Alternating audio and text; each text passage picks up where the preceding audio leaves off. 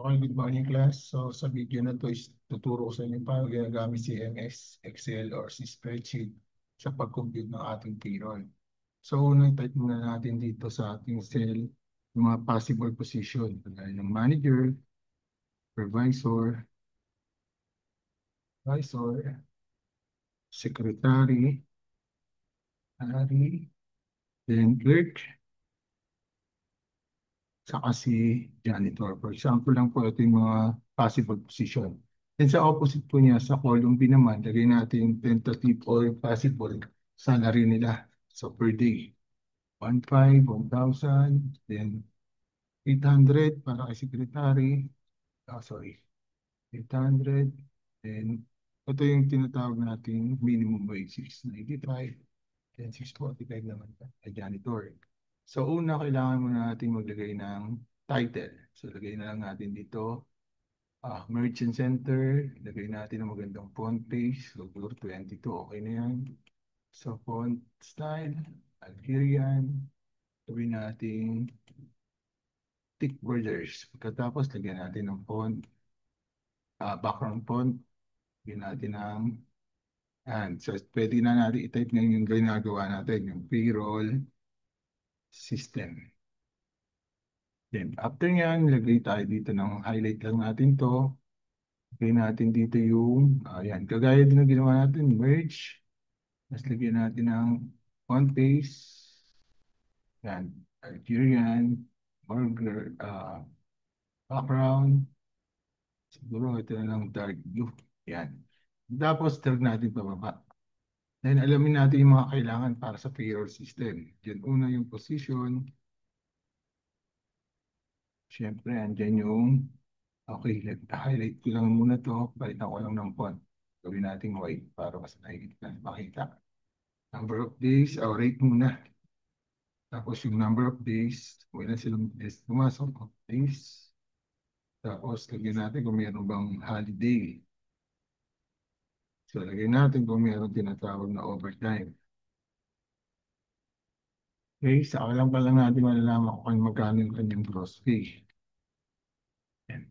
So, highlight ko lang ulit to. Drag natin pa kanan para hindi na tayo mag-customize ulit. Tapos, highlight ko to. Then, delete. Palitan ko lang ng background color para alam natin na ito yung pinaka. Yan. Okay? So, next position dito, punta tayo sa data, data validation. Katapos, any value, palitan lang po natin ng list. Sa source, click natin yung source, then highlight natin lahat ng position. Then okay, para magkaroon tayo ng drop-down menu. Okay, so palitan ko lang din ng font face, font color. Punta ako sa home, sa font, para ganda yung pagkaan. Kitang-kita yan. Palitan pa natin ng violet. Okay, next, sa rate, ang gawin natin dito, gawa tayo ng VLOOKUP equals lookup, open parenthesis, then click natin itong lookup value, which clerk, then comma, table array, yun yung ginawa natin table na may position at yung salary nila. Then next, comma ulit, call index, column A is column A, column B is column B. So gawin na ng number, column A is column 1, column B is column 2. So ang hinihingi natin dito, alin ba yung rate niya? Yun yung 2.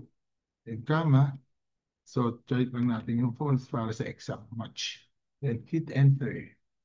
Okay, so nakita natin clerk yung pinaka-position, kaya 690 natin sagot. So manager is 1.5. So dito ilalagay natin yung rate, number of days niya from 1 to 14. Ang possible maximum number of days is 14. So example lang natin 1 day. So paano kinukuha yung gross pay? So equals product.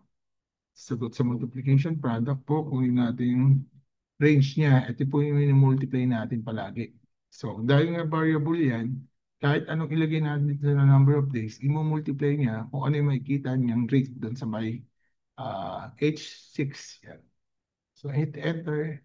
So 1.5. Kung pumasok siya ng 10 days, 15,000.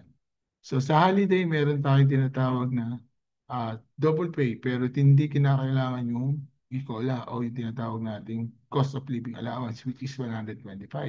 So kung magkakaroon man ng holiday, for example, 1, dapat madadagdagan siya ng salary. Okay? So gagawin natin, dadagdagan natin yung formula plus open parenthesis. I-group ko lang po na kailangan naka-groupings, inuutusan natin sa computer na unahin yan. So dito, kung ilan man yung holiday, times natin sa rate niya. So yung rate niya ngayon is yung kanyang rate minus 125. So yan yung pinaka, yan. Tapos, saka pa lang natin i-close. So pag hinit natin yung enter, madadagdagan yung sahod niya. Okay, halimbawa, 1 day, tapos ang ano niya is secretary. So si secretary, pumasok ng 800, madadagdagan siya ng 675 kung kaya 1475 yung magiging rate niya. So paano ngayon sir pag nagkaroon ng overtime? Okay, so dapat madadagdagan siya ng 25% ng rate niya per hours. So dadagdagan natin yung formula plus open parenthesis ulit ako dito. Kung ilan man yung overtime, kailangan daw natin i-times doon sa tinatawag nating rate niya na dinivide natin sa 8 para makuha natin yung rate niya per hours. Then plus natin ngayon dun sa rate niya per hours, divide by 8 ulit, then kailangan natin i-times sa 0.25 which is 20%. Ngayon, utusan natin si computer na unahin munang kunin yung rate niya per hour. Tapos, kailangan natin makuha yung 25% ng rate niya per hour. Saka lang natin dito i-add. Add muna natin yan bago natin i-multiply kung ilan yung rate niya per hour o yung ilang oras siya nagtrabaho. So dito, kailangan natin ulit ng close parenthesis para naman dun sa open close parenthesis natin dito. So hit natin yung enter. So pumasok siya ng isang oras ay isang araw. Nag-holiday ng isang araw, nag-overtime ng isang oras. So meron siyang rate na 1,600.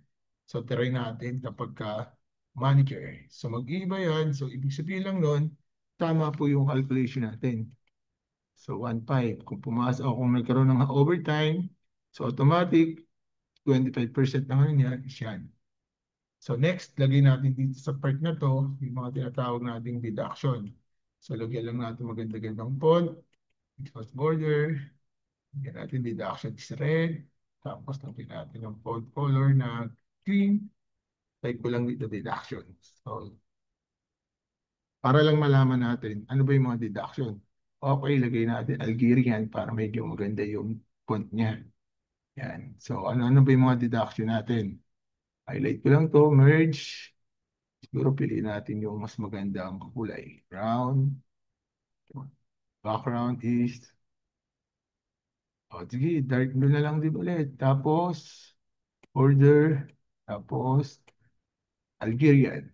Lagyan natin mga 22 din. Then, drag ko lang to pababa. Ita-type na natin dito yung mga tax. Tax, SSS, ibig, PhilHealth. PhilHealth. Saka pa lang natin makuha yung net pay. Net pay. Okay, so highlight ko lang to. Palitan ko lang ng font. Medyo pangat yung font natin. Gawin natin yellow yan. Highlight, then drag natin pa kanan. So, highlight ulit, then delete. So, delete din natin to. Palitan ko lang to ng background color para alam natin kung ano ba yung label, ano yung input. Yan. So sa tax po, 6.2% ang ating gross pay. So sabi natin, equals, kung magkano man daw, ay, teka lang. Wala, accepted pala sa tax yung ating clerk sa janitor kasi minimum lang sila. So gawin natin, equals if, open parenthesis, pwede tayo gumamit ng or. Open parenthesis, kapag ang nakasulat po dito sa ating position, equals sa salitang clerk, comma, kaya naman ang nakasulat dito, equals sa salitang janitor. So, pwede natin sabihin na 0 lang yan. Pero kung hindi naman, kung magkano to, kailangan natin i-times sa 0.062. 6.2% ang ating tax. Then hit enter. Yes. Okay. So dahil lang kita natin manager siya, meron siyang tax. Pero kung makikita natin clerk lang siya, 0 siya, or tinawag natin janitor. 0 lang din siya.